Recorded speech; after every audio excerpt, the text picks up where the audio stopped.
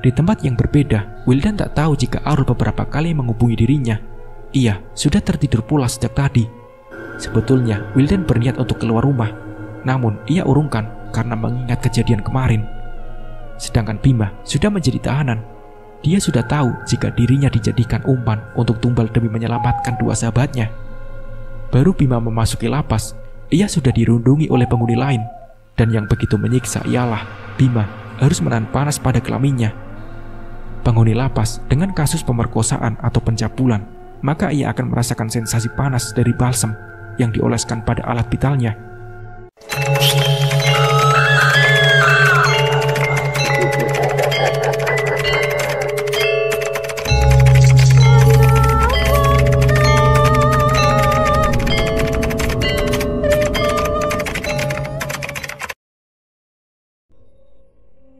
Jika sudah menjalani 1 bulan di penjara, maka mereka akan menjadi teman baik. Istilah mengerjai demikian hanya bentuk sebuah perkenalan untuk penghuni baru. Dan di saat yang lain sudah tertidur pulas, tidak dengan Bima, pemuda itu meringkis kesakitan akibat perih dan panas bercampur menjadi satu pada kelaminnya dengan rasa yang terbakar. Air matanya menetes menahan sakit, tapi baginya ini masih belum bisa menebus dosanya yang ia lakukan dengan gadis yang ia perkosa tersebut. Sesekali Bima merintih kesakitan dengan disertai istighfar yang ia gumamkan sebagai pengampunan dosanya yang jauh lebih besar. Dinginnya lantai penjara ia rasakan demi menyelamatkan dua sahabatnya. Andaikan ia juga menyebut dua nama tersebut, mungkin mereka akan ikut diseret secara bersamaan ke lapas tersebut. Namun Bima benar-benar setia kawan, bahkan menganggap keduanya adalah saudara. Tapi mereka membalasnya dengan cara demikian. Bahkan keduanya juga memberikan kesaksian palsu di hadapan pihak berwajib. Wajah Bima merah padam antara menahan perih di bawah sana dan entah menahan sakitnya hati dikhianati oleh orang yang ia percayai. Namun Bima benar-benar kecewa. Ia kecewa mempercayai keduanya. Ia pun juga menyalahkan dirinya dan akan selalu mengingat kejadian ini, bahwasanya tidak ada yang bisa dipercaya di dunia ini, teman, sahabat, atau saudara sendiri. Bahkan tak jarang pula orang tercinta juga dapat berkhianat. Bima tersenyum miring meratapi nasibnya. Setelah kejadian ini, ia akan sulit mempercayai siapapun dan hanya percaya pada dirinya sendiri. Arul masih mendorong motornya. Ia sama sekali tidak berani menengok ke arah belakang. Pandangannya fokus ke depan, berharap cepat sampai ke rumah. Di depan sana sudah terlihat pos ronda. Nampak bapak-bapak 2 orang itu kini terlihat sedang main catur. "Habis dari mana, Rul?" tanya salah satu bapak-bapak. "Pulang lembur, Pak," jawab Arul singkat. "Itu kenapa motornya? Mogok ya?" tanyanya. "Iya, Pak, mogok saat masuk Gapura tadi," jawab Arul ngos-ngosan. "Wah, lumayan jauh ya. Sendirian saja kamu?" tanya bapak-bapak itu. "Iya, sendirian saja," jawab Arul. "Terus tadi siapa yang bantuin kamu dorong motor? Dari jauh kami melihatnya," ungkap beliau heran. Enggak ada, Pak. Dari tadi saya sendirian," jawab Arul. Lantas seketika, bapak-bapak tersebut langsung berkemas. Mereka meninggalkan pos ronda dan menghentikan permainan sambil berpamitan pulang. "Ya udah, kita pulang dulu ya," ucap bapak-bapak itu. Kenapa emangnya, Pak?" tanya Arul. "Sudah tengah malam, Rul," jawab beliau sambil melangkahkan kaki dengan tergesa meninggalkan Arul yang keheranan. Sepertinya bapak-bapak tersebut, Arul masih terdiam. Ia masih mencerna ucapan dua bapak-bapak itu. Suasana menjadi lebih dingin. Hembusan angin begitu lembut membuat Arul menelan ludahnya dan kembali melanjutkan perjalanan. Arul sadar jika bapak-bapak tadi melihat sosok lain yang berada di belakangnya yang turut mendorong motornya. Bahkan saat ini Arul merasakan auranya masih ada, masih berjalan mengiringi langkah Arul sambil sesekali membisikkan sesuatu di telinganya. Bahkan kini suara tersebut walaupun tidak begitu jelas, tapi membuat Arul berlari sekencang-kencangnya. Namun walaupun otaknya memerintahkan untuk berlari, tapi di sisi lain ia berusaha untuk menantang sosok itu. Arul memejamkan matanya dengan jantung yang berdebar-debar tidak karuan. Ia mendengar bisikan berubah sebuah desisan.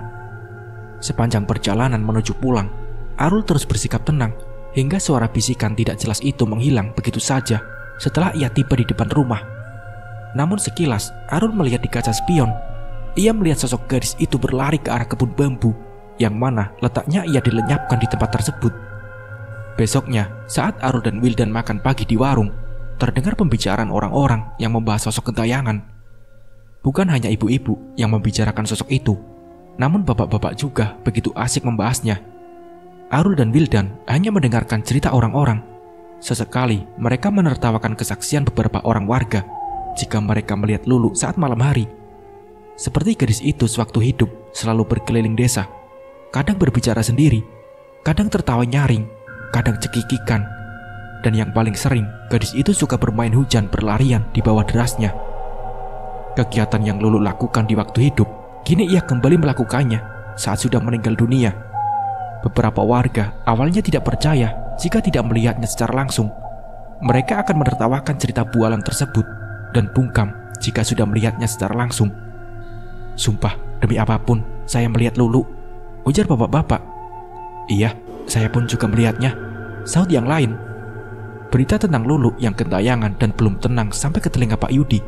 Beliau tidak terima jika anak beliau disebut mati jadi hantu. "Apa mungkin Lulu masih belum tenang ya?" ujar yang lain menebak-nebak. "Bukankah Bima lelaki brengsek itu sudah ditangkap? Lantas apa yang membuat Lulu gentayangan?" Timbal yang lain juga ikut menimbrung. "Saya sih tidak percaya jika Lulu jadi hantu," ucap salah satu ibu-ibu yang bertubuh gempal. "Sama, saya juga tidak percaya," sahut yang lain.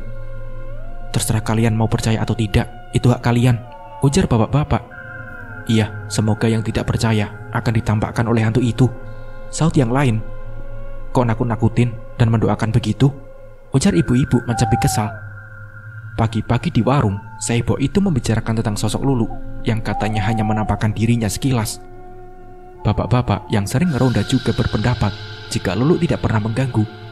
Namun berbeda dengan Arul dan Wildan, mereka berdua benar-benar dihantui. Bahkan gadis itu selalu mengganggu mereka. "Kalian pernah juga nggak melihatnya?" tanya Bu Ambar, sang pemilik warung. Tidak pernah," jawab Arul dan Wildan bersamaan. "Hati-hati saja ya, soalnya kan kalian berdua sering pulang malam," ujar Bu Ambar terkekeh. Tanpa warga ketahui, Arul dan Wildan yang paling sering ditampakkan. Bahkan terkadang sosok gadis itu datang dengan secara mengejutkan. Kejadian Arul yang mendorong motor dibantu Lulu masih ia sembunyikan. Ia tidak mau Wildan tahu dan akan membuat sahabatnya itu panik. Gimana pun juga, Wildan walaupun pemuda kuat, tapi ia selalu ketakutan jika sosok tersebut datang untuk menuntut balas. "Rul, kamu pernah dinampakkan Lulu nggak?" tanya Wildan berbisik saat keduanya sudah tiba di rumah. Tidak ada," jawab Arul singkat. "Sama, aku juga satu kali itu saja. Yang diganggu setelahnya aman-aman saja," ungkap Wildan. "Pokoknya kita harus bersikap tenang," ujar Arul memberitahu sahabatnya. "Kayaknya Lulu emang sengaja meneror satu kampung deh," ucap Wildan. "Iya, aku tahu. Biar satu kampung heboh, seakan memberitahu jika dirinya belum tenang," ungkap Arul yang merasa jika mereka ada targetnya Lulu. Arul sengaja tidak memberitahu jika dirinya hampir setiap malam melihat penampakan Lulu. Entah kenapa, ia akhir-akhir ini selalu was-was dan merasakan auranya berbeda. Ia tahu, kini ia memang benar-benar diikuti oleh sosok itu. "Rul, kamu malam ini lembur gak?" tanya Wildan. "Aku lembur, Wil. Kamu bagaimana?" tanya Arul juga. "Gak tahu nih, rencananya sih ibu aku mau minta antar ke rumah saudara," jawab Wildan. "Lembur aja, Wil, biar dapat bonus banyak," kekeh Arul. "Iya, kamu duluan saja ke tempat proyek. Soalnya aku mau nganterin ibu dulu," kata Wildan. Arul menganggukkan kepalanya. Ia tak perlu takut jika pulang tengah malam nanti, karena ada Wildan yang menemaninya. Sebetulnya tanpa Wildan pun ia juga berani. Buktinya, Lulu tidak mengapakan dirinya. Tubuhnya pun sehat. Bahkan seujung jari pun Lulu tak berani menyentuhnya, apalagi membunuh dirinya. Begitu mustahil jika Lulu menghabisi nyawanya. Arul merasa jika dirinya hebat, bahkan merasa aman jika sosok itu hanya menakut-nakuti saja, yang tak sedikit pun merasa gentar. Arul pergi ke tempat proyek ikut kerja malam. Ada beberapa orang yang ikut lembur, tapi Wildan tidak kunjung datang. Arul merasakan gelisah. Kini dirinya benar-benar kembali pulang sendirian. "Sialan Wildan," umpat Arul kesal. Saat jam kerja sudah selesai, Arul memilih untuk menginap di tempat kerja daripada ia harus pulang. Ia khawatir jika motornya kembali mogok dan harus mendorongnya lagi. Bukan takut adanya Lulu berkeliaran, tapi dirinya lebih takut motor mogok. Baginya, Lulu tak perlu ditakutkan. Bukankah Lulu adalah gadis yang cantik? Begitu Arul berpikirnya. Arul duduk di dalam bangunan yang berupa 2 lantai tersebut. Suasana sudah hening, kendaraan yang melintas pun juga sudah sepi. Ia merebahkan tubuhnya di atas kardus sebagai alasnya. Penerangan cukup minim karena hanya mengandalkan lampu di pinggir jalan. Tapi itu tidak membuat Arul takut. Jika terjadi apa-apa, ia tinggal lari keluar dari bangunan dan berteriak meminta tolong. Karena posisinya saat ini berada di tengah kota. Arul mendengarkan musik di ponselnya. Ngantuk sudah menyerangnya. Hingga tak terasa ia tertidur pulas di antara alunan musik. Lambat laun, musik yang dipujikan berubah menjadi suara tangisan sambil menyanyikan lagu anak-anak. Arul pun langsung terdiam. Ia memeriksa ponselnya. Ternyata daya ponselnya sudah habis. Ia pikir lagu tersebut berasal dari ponselnya. Mata Arul menatap sekitar ruangan yang setiap sisinya begitu gelap. Ia waspada jika hal yang tak diinginkan datang. Arul bangkit dari tidurnya. Ia duduk lalu memperhatikan tangga di dalam ruangan. Suara yang menyanyikan lagu anak-anak itu masih terdengar samar-samar, walaupun tidak begitu jelas seperti tadi. Arul menelan ludahnya. Tubuhnya membeku. Degup jantung berdebar kencang. Lidahnya keluh. Kakinya seketika lemas saat melihat sosok gadis berambut panjang menuruni tangga dengan kondisi mengenaskan. Rambutnya awut-awutan, kulitnya pun lebam kebiruan, dan dalam keadaan perut yang membengkak. Gadis itu mendekati Arul. Lalu dalam sekejap, gadis itu sudah berada di depan wajah Arul dalam sejengkal. Mata Arul pun melotot ketika bertatapan dengan sosok itu. Ada darah yang mengalir dari matanya. Bahkan sosok itu tanpa memiliki bola mata terus menatap Arul dengan tatapan menikam. Ampun, ujar Arul terbata. Sosok itu datar saja sambil berbisik. Tidak ada ampun bagimu, ucapnya. Ampun, ampun, teriak Arul. Pergi kamu, ujar Arul lagi. Arul pun berteriak sejadinya. Ia sadari jika bahwasanya tadi berupa mimpi. Arul segera duduk, napasnya memburu. Jantungnya pun berdegup kencang. Berkali-kali Arul menelan salivanya berusaha untuk tenang. Deru napasnya tampak begitu nyaring dengan dada yang naik turun. Beruntung cuma mimpi, gumamnya sambil memeriksa ponselnya. Musik yang ia putar sudah berhenti sejak tadi. Ia melihat jika ponselnya dalam keadaan mati karena kehabisan daya. Dan saat ia menetralkan perasaannya sambil melamun dengan posisi duduk menyandarkan punggungnya, tiba-tiba terbesit pikirannya pada Lulu. Gadis itu akhir-akhir ini selalu meneror Arul. Bahkan terkadang Arul tidak sadar jika yang ia alami terkadang hanya mimpi. Namun kejadiannya begitu sangat nyata. Beruntung tadi dirinya tidak sampai kencing di celana. Arul menatap sekitar, begitu berantakan, bahkan lantainya pun masih berupa semen kasur. Arul bergidik ngeri jika kejadian tadi nyata tak bisa dibayangkan. Dirinya sempat hendak dicekik oleh Lulu. Tapi jika itu terjadi, seperti tidak mungkin atau mustahil. Karena ia tidak percaya jika hantu bisa membunuh. Tiba-tiba, Arul terkekeh sendirian. Bisa-bisanya ia berpikiran demikian dan membuang jauh-jauh pikirannya jika hantu bisa membunuh. Gak mungkin, gumamnya kembali merebahkan tubuhnya. Kini, ia tidak tahu sekarang jam berapa. Di luar pun juga sepi, tidak ada pengendara yang melintas satupun. Bangunan yang ditempati Arul dikelilingi pagar dari seng. Jalanan yang sepi tidak terlihat sama sekali. Tapi Arul bisa tahu jika kini keadaan di luar sana benar-benar hening. Matanya tak mengantuk lagi. Akan bermain ponsel pun juga tidak bisa. Tak ada yang ia lakukan selain termenung menatap langit-langit bangunan. Ia bosan, akhirnya bangkit dan memilih keluar. Dari bangunan, ia membuka pagar seng itu dan mencari-cari warung yang masih buka. Ia menyalakan motor sambil mengelilingi kota dan mampir untuk membeli minuman dan juga beberapa makanan. Pak, beli satenya pak, dibungkus ya, ucap Arul kepada tukang sate. Iya, satenya berapa tusuk? Tanya tukang sate. 10 tusuk pak, jawab Arul. Nggak cukup mas, sisa 6 tusuk lagi, seadanya aja ya, ucap tukang sate itu. Beruntung ada penjual makanan yang masih buka. Walaupun gerobak sate tersebut juga bersiap untuk pulang. Arul menunggu beberapa saat sambil memperhatikan bapak-bapak penjual tersebut. Sekarang sudah jam berapa pak? Tanya Arul. Sekarang sudah pukul 2 dini hari, Mas, jawab bapak-bapak tersebut sambil membungkus lontong dengan begitu cekatan. Ini, Mas, satenya, ucap bapak-bapak itu sambil menyodorkan bungkusan tersebut. Arul menyambut bungkusan itu, lalu membayarnya. Langsung pulang ya, Pak? Tanya Arul basa-basi. Iya, sudah dari tadi juga saya mau pulang, jawab tukang sate itu. Arul pun duduk beberapa saat sambil memperhatikan tukang sate itu berberes kembali. Pak, saya pamit duluan ya, ucap Arul. Iya, Mas, silakan, jawab tukang sate itu sembari mengucapkan terima kasih. Baru beberapa langkah, tukang sate tersebut pergi. Tiba-tiba Arul pun berkata, Pak, saya datang sendirian, tidak ada membonceng seorang gadis, tuturnya. Lantas, seketika bapak penjual sate tersebut menghentikan langkahnya, lalu berbalik kepada Arul. Kamu manusia kan? Tanya beliau dengan mimik wajah yang bias. Iyalah, Pak, saya manusia, Pak, jawab Arul semakin membuatnya bingung. Pak, bapak lihat apa? Tanya Arul. Pak, tegur Arul ketika melihat bapak tersebut seakan tercenung pada titik yang sama.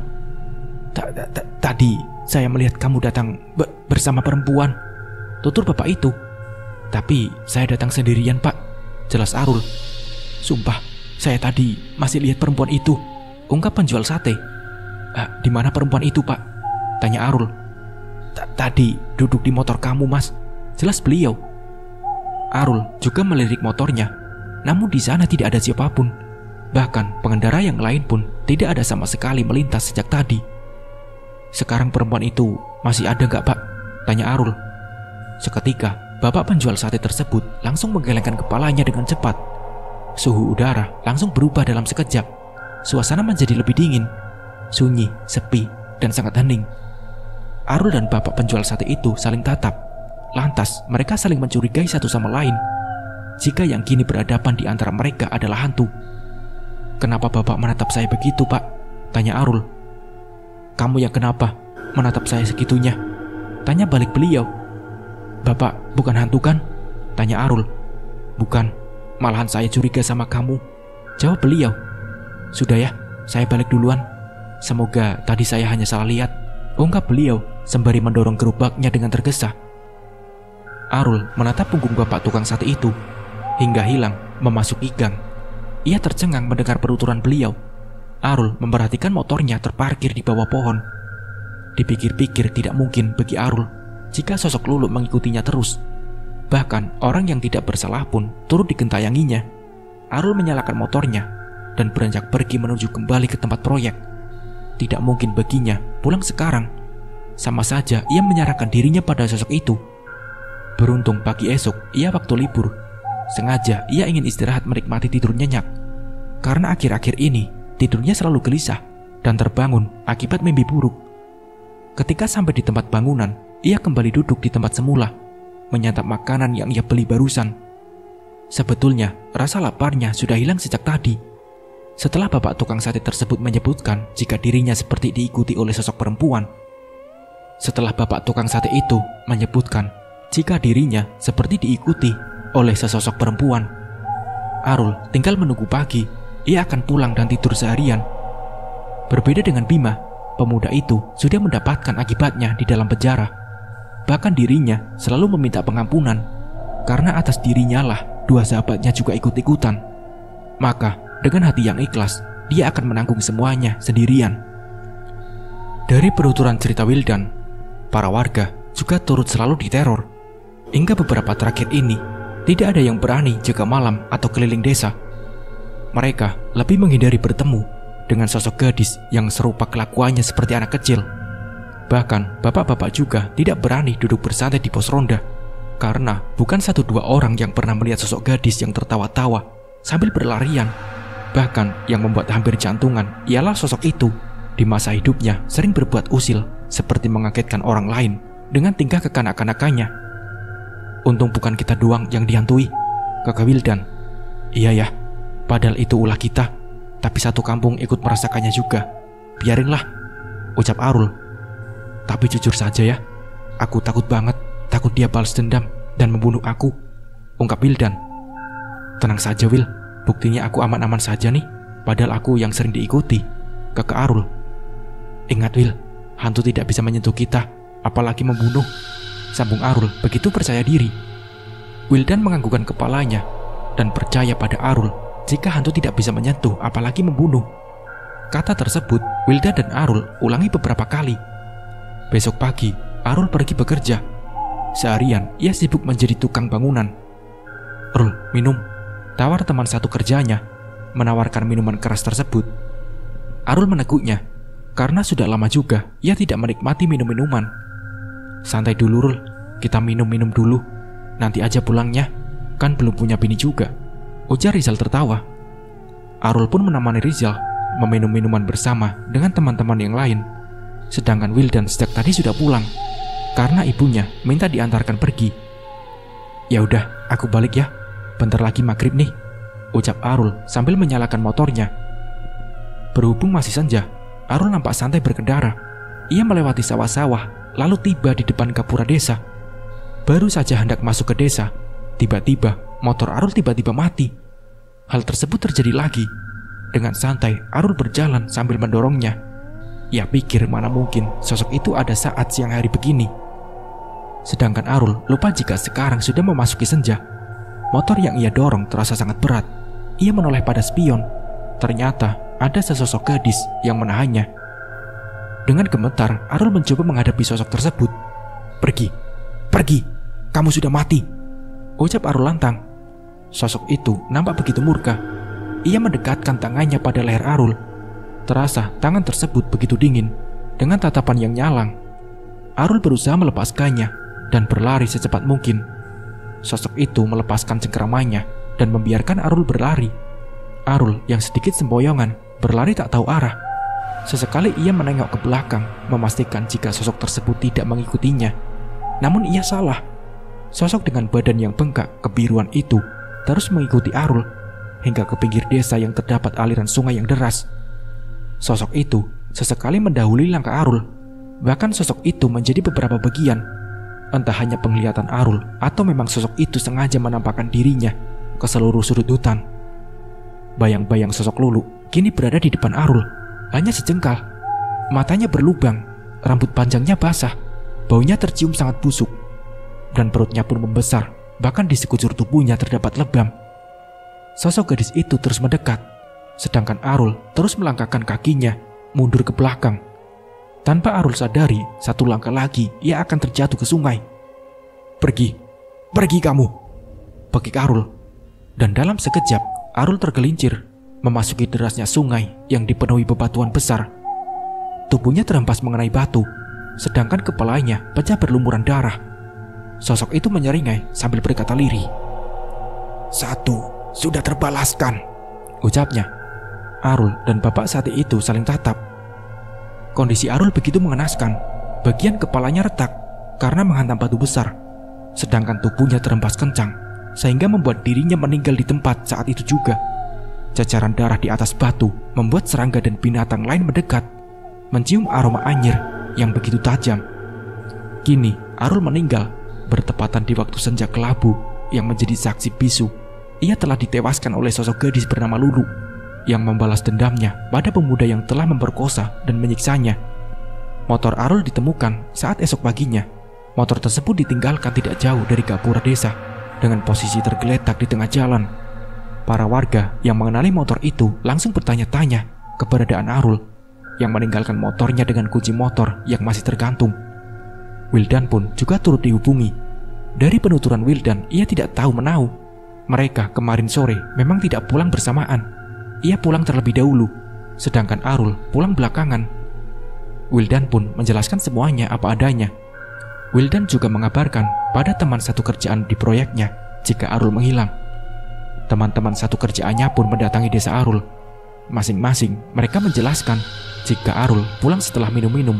Ia pulang dengan keadaan tidak mabuk, karena mereka tahu Arul kemarin hanya meminum sedikit. "Apa jangan-jangan dibegal ya?" ucap yang lain. "Mana mungkin dibegal?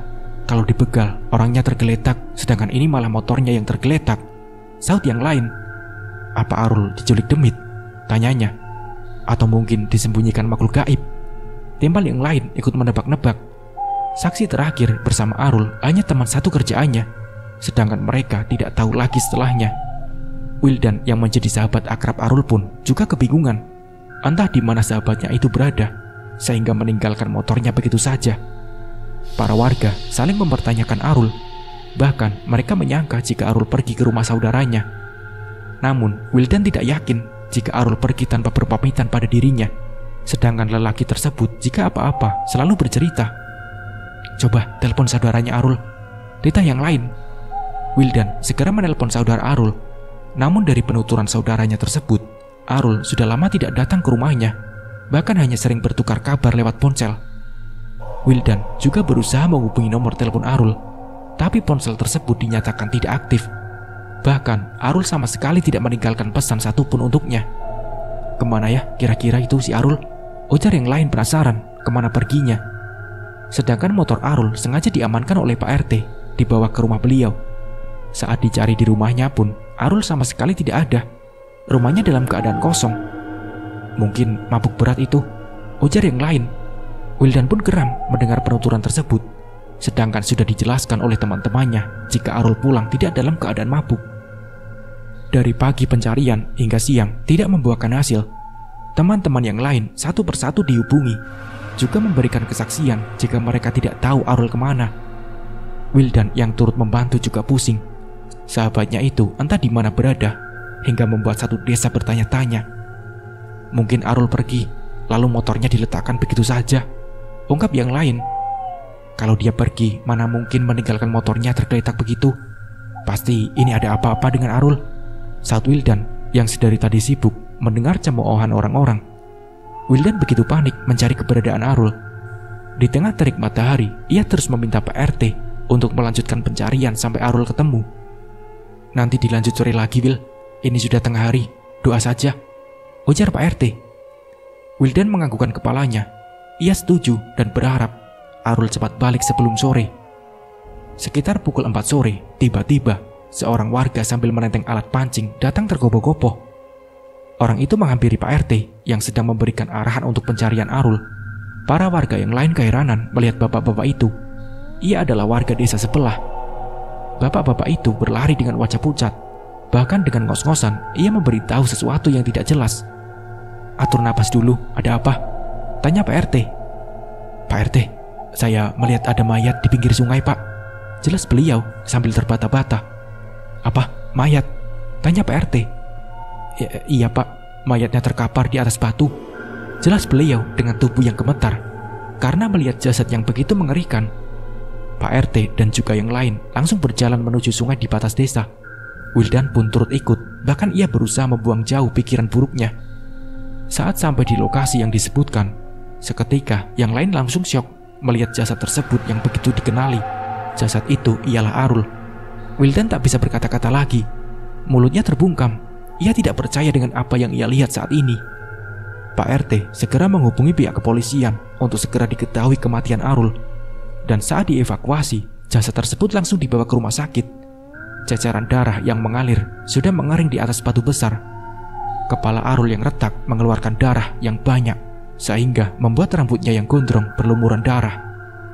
Wildan pun berteriak histeris. Bahkan ia tidak menyangka jika sahabatnya meninggal dengan keadaan yang mengenaskan. Sejak itu, setelah Arul ditemukan, maka Wildan adalah menjadi target selanjutnya. Tanpa Wildan sadari, sejak pulang dari sungai itu, ia sudah diikuti oleh sesosok gadis berambut panjang yang tak lain ialah sosok Lulu yang belum tenang. Wildan masih tidak percaya, bahkan ia menampar pipinya berkali-kali, memastikan jika saat ini hanya sebuah mimpi. Geger satu desa tentang penemuan mayat Arul dengan kondisi yang mengenaskan. Banyak yang menduga jika Arul sengaja dibunuh. Wildan begitu terpukul dengan keadaan yang saat ini. Padahal kemarin sore dirinya masih asik mengobrol dan bercanda dengan Arul sebelum ia berpamitan untuk pulang lebih dulu. Wildan mengeluarkan sumpah serapah pada seorang yang telah berani melenyapkan sahabatnya. "Sabar, doakan semoga Arul sudah tenang," ucap sang ibu. Wildan yang pusing malah membentak ibunya. Bahkan demi menghilangkan rasa pusing, ia membeli banyak minuman yang ia habiskan seorang diri. Ibunya tidak berani menasihati atau banyak omong. Beliau sudah tahu karakter seorang anak yang tak suka diberikan nasihat atau ditegur. Bukannya menurut, Wildan sering memaki ibunya jika ia tak suka. Wildan begitu terpukul, bahkan dirinya sampai stres gara-gara Arul telah meninggalnya. Setelah Arul sudah dikebumikan, dari pihak kepolisian mengatakan jika Arul kemungkinan besar sedang mabuk dan tidak sengaja jatuh ke sungai. Karena di tubuhnya tidak terdapat jejak ataupun bekas kekerasan, maka pihak berwajib menyatakan jika Arul meninggal dunia hanya kecelakaan. Kini sudah 3 hari Arul dikuburkan, maka Wildan merasa jika hari-harinya semakin suram. Tidak ada tempat cerita, tidak ada yang menguatkan, bahkan tidak ada teman yang akrab saat di tempat kerja. "Sudahlah Will, ikhlaskan saja," ujar teman-temannya yang di tempat kerja. "Aku merasa ada yang aneh. Bukankah kalian melihat Arul minum hanya sedikit? Masa dia sampai mabuk berat dan meninggal di sungai?" ungkap Wildan merasa janggal. "Di sini minum memang sedikit, tapi bisa jadi dia beli sendiri sebelum pulang," saut yang lain. Wildan pun manggut-manggut saja. Dia berpikir bisa saja Arul membeli minuman sendiri dan menikmatinya sebelum pulang. Wildan yang pusing lebih banyak menghabiskan waktu di tempat kerja. Ia lebih sering mengobrol dengan teman-temannya saat di proyek. Malam itu, Wildan pulang malam karena dia memilih ikut lembur untuk memenuhi kebutuhan yang akhir-akhir ini sering membeli minuman keras. Ia berencana besok akan menemui Bima ke penjara. Ia akan memberitahu jika Arul sudah meninggal dunia dengan sadis. Sedangkan di tempat yang berbeda, Bima kini sudah mulai bisa beradaptasi di dalam lapas. Hukuman yang ia dapat di dalam lapas sudah selesai. Ia diterima baik di dalam penjara. Semuanya baik, menganggap saling bersaudara.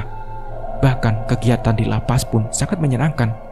Dari sholat berjamaah, mendengarkan pengajian, bahkan setiap seminggu sekali diadakan baris berbaris dan juga senam bersama. Bima merutuki dirinya tak bisa apa-apa saat ini selain sebuah penyesalan yang harus ia hadapi setiap harinya. Bahkan ia selalu menyalahkan dirinya yang tak terima takdir. Bukan Pak Yudi yang kejam, tapi dirinya. Bukan Bu Sari yang menindas, tapi dirinya. Bukan pula Fatan yang pengecut, tapi dirinya lah yang pengecut. Setiap malamnya, Bima selalu minta ampun kepada Tuhan. Ia bertekad mulai sekarang ia akan menebus kesalahannya, akan mendekam di penjara sesuai yang sudah diputuskan. Pulang dari lembur, Wildan dengan santainya mengendarai motornya, melintasi pedesaan yang sudah begitu sepi. Bahkan 1 orang pun tidak ada yang berkeliaran. Di pos ronda pun orang tidak ada satupun yang begadang. Wildan melajukan motornya. Perasaan tiba-tiba tidak enak, karena sejak tadi ia tidak bertemu dengan pengendara lain. Saat melewati lapangan bola, Wildan memelankan laju motornya. Ia merasa lega, karena saat melewati lapangan tersebut, ia berpapasan dengan seorang perempuan. Untung bertemu dengan orang lain, gumam Wildan lega. Tanpa Wildan ketahui jika seorang perempuan yang ia temui di jalan ialah seorang yang pernah ia siksa saat memerkosa. Bahkan perempuan itu meninggal gara-gara Wildan yang begitu kejam menyiksanya. Wildan melewati perempuan itu dengan motornya begitu santai. Sosok itu menyeringai, lalu dengan lirih berkata, "Selanjutnya dia, selanjutnya dia," ucapnya. Kemudian Wildan sampai ke rumah dengan perjalanan mulus. Tidak ada gangguan apapun, padahal ia pulang saat tengah malam. Besok kegiatan Wildan seperti biasanya, pergi pagi, pulang sore. Jika ada kerja tambahan, ia akan lembur sampai malam. Malam ini, Wildan memilih untuk tidak ikut lembur. Sehabis pulang kerja, ia langsung pergi lagi. Ia sudah berniat dari kemarin ingin menjenguk Bima di penjara. Ia ingin menceritakan semuanya, termasuk menceritakan tentang Arul yang sudah pergi lebih dulu. Wildan sudah siap apapun nanti yang ia dapatkan respon dari Bima. Jika ia dan Arul lah yang telah membuat Bima masuk penjara sendirian.